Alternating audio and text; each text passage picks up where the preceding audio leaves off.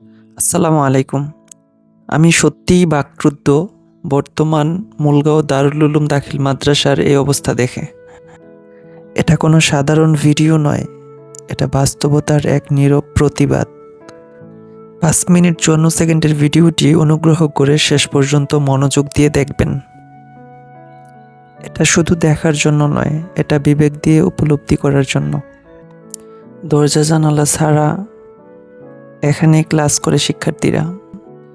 প্রায় ৯ মাস আগে আমি এই বিষয়টি নিয়ে একটি ভিডিও করেছিলাম, কিন্তু আমার ভিডিওটি কোনো ব্যক্তি বা কর্তৃপক্ষের নজরে পড়েনি।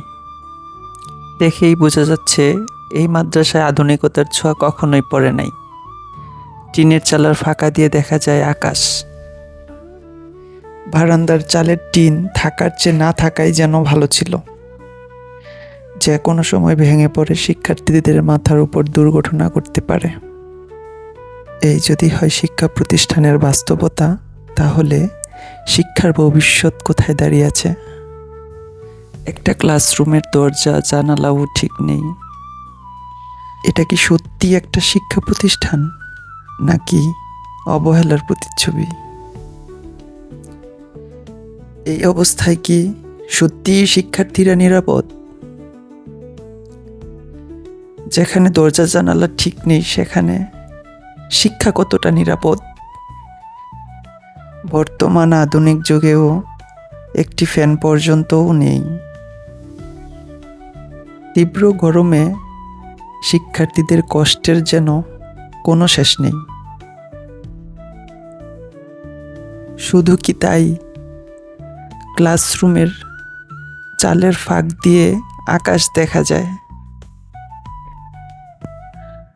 সূর্যের আলো সরাসরি ভেতরে প্রবেশ করে, আর বৃষ্টি এলে শিক্ষার্থীদের বই খাতা ভিজে যায়।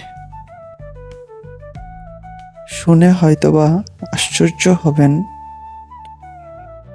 ১৫ থেকে ১৬ বছর আগে এই বিল্ডিংয়ের কাজ শুরু হলেও এখনও তা সম্পূর্ণ হয়নি। ধীরে ধীরে কাজ এগোচ্ছে, কিন্তু খুবই ধীর গতিতে। কিন্তু প্রশ্ন থেকে যায়, এটা কি সত্যিই শিক্ষার্থীদের জন্য নিরাপদ? সামান্য ভূমিকম্পের প্রাকৃতিক ঝুঁকিতে এটি কতটা টিকে থাকবে, তা নিয়ে স্বাভাবিকভাবেই শঙ্কা তৈরি হয়। এরই মধ্যে দেয়ালের আস্তরও কষে পড়ছে। দেখে মনে হয় যেন তৈরি হওয়ার আগেই এর স্থায়িত্ব নিয়ে প্রশ্ন উঠে যাচ্ছে। এটা কি শুধু অবহেলা, নাকি দায়িত্বহীনতার দীর্ঘ গল্প? আর কতদিন এভাবেই চলবে?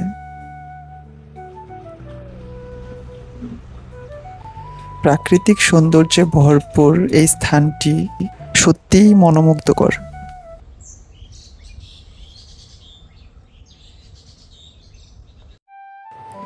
মাদ্রাসার অভ্যন্তরে একটি শহীদ মিনার রয়েছে, যার প্রকল্প ব্যয় ১ লক্ষ টাকা। মাদ্রাসার সামনে বিস্তৃত একটি অপরূপ সুন্দর পুকুর ঘাট রয়েছে। এই পুকুর ঘাট নির্মাণের জন্য বরাদ্দ এসেছিল ১০ লক্ষ টাকা। এই মাদ্রাসাটি গাজীপুর জেলার কালীগঞ্জ উপজেলার মুলগাঁও গ্রামে অবস্থিত, যা স্থাপিত হয় ১৯৭০ সালে। ১৯৭০ সালে স্থাপিত এই মাদ্রাসাটির অবকাঠামো বলতে একটি মাত্র নতুন বিল্ডিং, যার মধ্যে ৩টি রুম, একটি অফিস ও বাকি ২টি শ্রেণীকক্ষ হিসেবে ব্যবহার করা হয়। এই বিল্ডিংয়ের জানালার ঠাইগুলো চুরি হয়ে যায়, যার কারণে ৫-৬ মাস ধরে জানালা ছাড়াই ক্লাস চলছে। এখন প্রশ্ন একটাই, এই বাস্তবতা আর কতদিন শুধু ভিডিওতেই সীমাবদ্ধ থাকবে, নাকি এর কোনো বাস্তব সমাধান আসবে?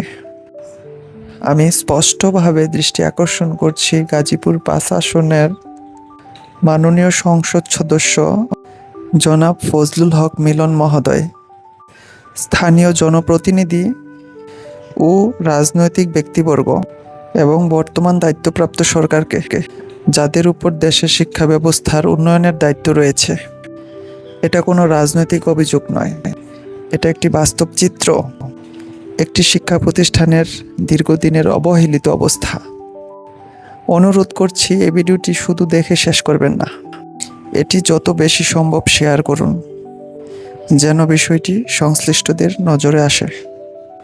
কারণ এখন আর নীরব থাকার সময় নেই, এখন সময় দায়িত্বশীল পদক্ষেপের।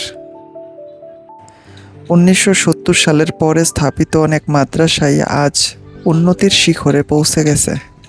তাহলে আমাদের মাদ্রাসা কেন উন্নয়নের আলো থেকে বঞ্চিত থাকবে? হয়তোবা আপনার একটি শেয়ারই পৌঁছে দিতে পারে এই বাস্তব চিত্রটি উচ্চতম কর্তৃপক্ষের কাছে, আর শুরু হতে পারে পরিবর্তনের নতুন যাত্রা।